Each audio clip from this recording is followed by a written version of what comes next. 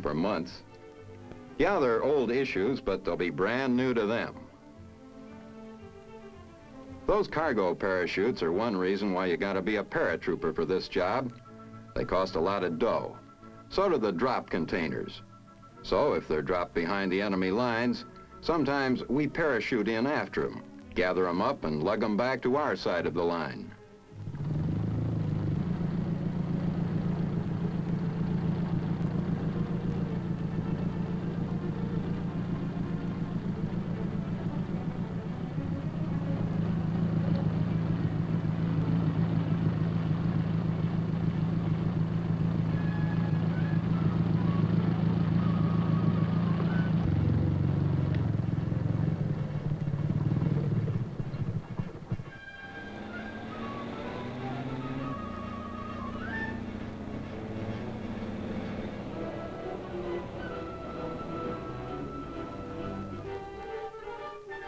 We shove the cargo into the plane on rollers and push it out the same way. Since the early days of the war, we've kicked out about 20,000 tons of supplies over Korea. But the best way to give you a picture of how it's done is to take you along on a mission. We're headed for that Air Force air station I told you about. Aside from a parachute, you strap on a life preserver, a survival kit, and a jungle knife and a .45, just in case you have to bail out over enemy territory in Korea. We all keep in mind the slogan of this outfit. Remember, it says, lives of individuals in combat depend on the supplies we deliver. If need be, risk your life to get them there.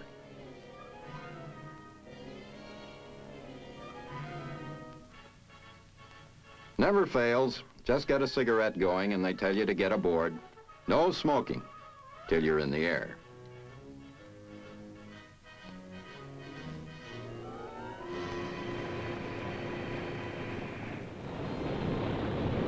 Takeoff time, 05:30. Plenty of fresh morning air because the back door is always open.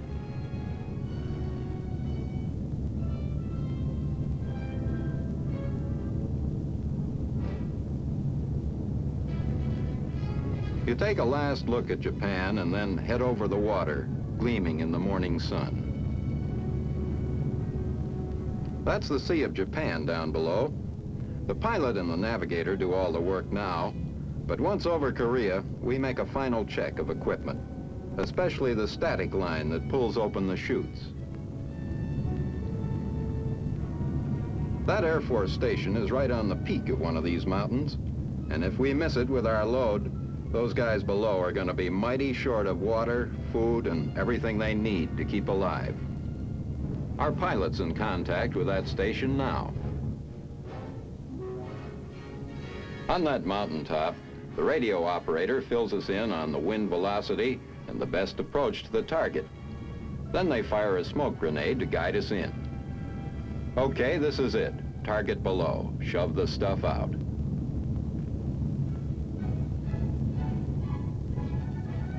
You hold your breath till you see those chutes are hitting the drop zone right on the nose. It's an especially beautiful sight to the guys below, I guess. South Koreans attached to the air station pick up the groceries and bring them into the camp area. Sometimes a box will get broken, but that doesn't happen very often. Usually the stuff arrives in good shape. Then it's stockpiled and ready for use as needed. Yeah, it's a big event for those Air Force guys. Outside of their radio, the stuff we drop to them is just about their only contact with the outside world. But the thing that always gives us a chuckle is the sight of those guys playing ping pong on the top of a mountain in the middle of nowhere. We gotta hand it to them. Mission accomplished, time 08:20.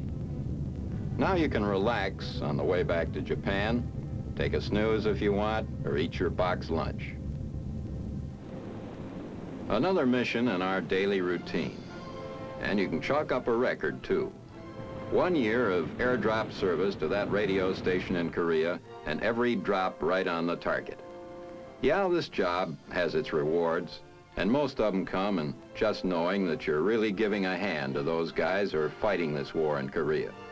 Guys we have a lot of admiration for. Guess they're glad we're around, too.